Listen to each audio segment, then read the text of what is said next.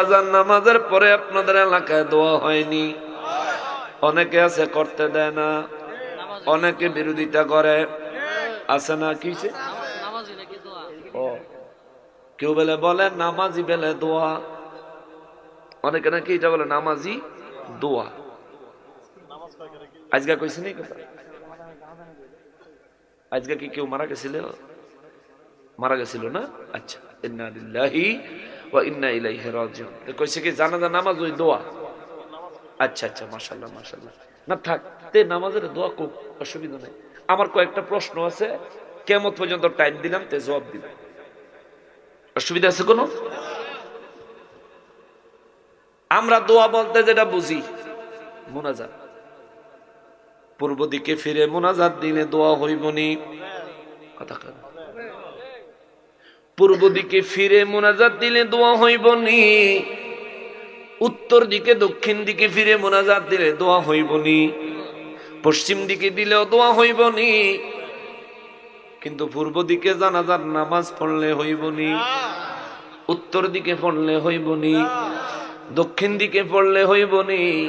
তাহলে জানাজার নামাজ কেমনে দোয়া হইল? যদি দোয়ার জানাজার নামাজ এক হয়, তাইলে বলতে হবে হুজুর সারা জীবন তো পশ্চিম দিকে ফিরা জানাজা পড়লাম, আজকে আপনি ইমামতি করেন পূব দিকে ঘুরেন। ঠিক আছে না? কেননা পূর্ব দিকে, উত্তর দিকে, দক্ষিণ দিকে, উপরের দিকে, নিচের দিকে, শুয়া বইয়া খাড়ায়া যেমনে দোয়া করবেন, দোয়া করার বিধান আছে, কিন্তু নামাজ যেমন ইচ্ছা তেমন পড়া যাবে। দোয়ার জন্য কিবলামুখী হওয়া ফরজ নয়, নামাজের জন্য কিবলামুখী হওয়া ফরজ। ঠিক কিনা? দোয়ার ভিতরে ফরজ কোনো বিধান নাই। নামাজের বাহিরে এবং ভিতরে 13টা ফরজ আছে, 14টা ওয়াজিব আছে, 60টা মাসআলা আছে। জোরে কন্না সুবহানাল্লাহ। নামাজের ভিতরে, কিন্তু দোয়ার ভিতরে ফরজ বিধান নাই, ওয়াজিব বিধান নাই, সুন্নতে মুআক্কাদার বিধানও নাই। আমার নবী বলছেন উম্মত নামাজের পর দোয়া করবা। নবী গো কোন দোয়া দ্রুত কবুল হয়, কোন দোয়া কবুল হওয়ার সম্ভাবনা বেশি? আমার নবী বলেন ফরজ নামাজের পরের দোয়া কবুল হওয়ার সম্ভাবনা বেশি। আপনারা জবান খুললে জবাব দেন, জানাজার নামাজ কি ফরজ না সুন্নাত? তাহলে ফরজ নামাজের পরে দোয়া কবুল হবে। নবী বলেন, হুজুর বলতেছেন জানাজার নামাজি দোয়া, জানাজার নামাজ শুরু হয় আল্লাহু আকবার। ঠিক না? দোয়া কি আল্লাহু আকবার দিয়ে শুরু হয়? তাহলে জানাজার নামাজ আর দোয়া এক হয়? এক হয়? দোয়াই একটা, নামাজই একটা। হুজুর যদি নামাজে নিয়ত পড়ে থাকেন, নিয়তে পড়ছেন নামাইতু আন ওয়াদ্দিয়া লিল্লাহি তাআলা আরবাআ তাকবীরাতিস সালাতিল জানাজা। ঠিক কি না? কি কইছে? সালাতিল জানাজা। তো দোয়ার নামাজ যদি এক হয়, তাহলে আপনি বলবেন আরবাআ তাকবীরাতি দুআইল জানাজা। কোন সালাতের জায়গা দোয়া লাগায় দেন না। এখন কইব নিয়ত পড়া মুস্তাহাব, পড়লে সওয়াব আছে, না পড়লে গুনাহ নাই, পড়বো না। মাশাআল্লাহ, পড়েন না, অসুবিধা নাই, কিন্তু জানাজার নামাজ কিবলামুখী হয়ে না পড়লে হবে না। দোয়া যে কোনো দিকে ঘুরে পড়লেই দোয়া হবে। দোয়া শুরু নির্ধারিত কোনো বিধান নাই, নামাজের শুরু নির্ধারিত বিধান আছে। জানাজার নামাজের জন্য নির্দিষ্ট দোয়া কালাম নির্ধারিত। দোয়ার জন্য, মুনাজাতের জন্য কোনো দোয়া কালাম নির্ধারিত না। জানাজার নামাজের ভিতরে মাঝে মধ্যে বাংলায় কথা কইলে নামাজ হইতো না? নামাজের ভিতরে বাংলায় কইলে হইব যে আল্লাহ এই যে ব্যক্তি যে বেচারা জানাজা দিতেছি ভালো মানুষ ছিল, আল্লাহ মাফ করে দিয়ে, মাফ করে দিয়ে।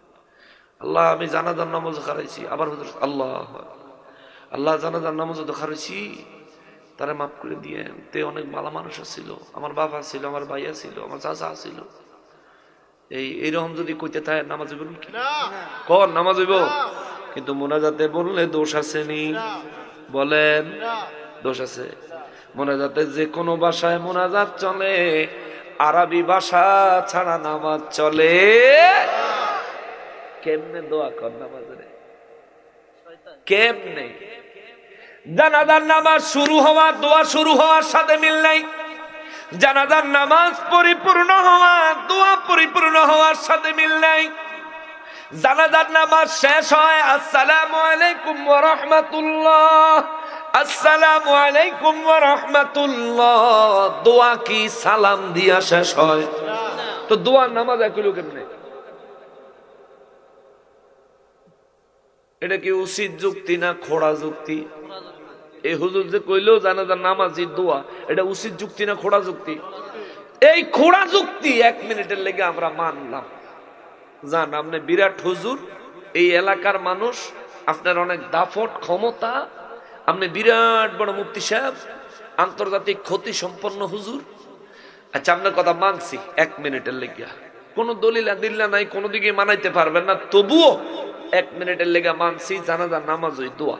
এখন দোয়ার পরে যদি আবারও দোয়া করে গুনাহ হইব এমন কোন দলিল কি আপনার কাছে আছে? থাকলে দেন, থাকলে দেন। বলে এই জানাজার নামাজ ওই দোয়া, দোয়ার পরে আবার দোয়া করলে গুনাহ হইব, থাকলে দেন। যদি গুনাহ হইব এমন দলিল না থাকে, তাহলে তো দলিলের অভাবে এটা বৈধ হালাল জায়েজ প্রমাণিত হয়ে যায়। আর যদি কোনো হালাল কাজ, বৈধ কাজ, জায়েজ কাজ কোন ব্যক্তি নেক নিয়তে করে, সেটা মুস্তাহাব মুস্তাহসানের সওয়াব পায়। জোরে কন্যা সুবহানাল্লাহ।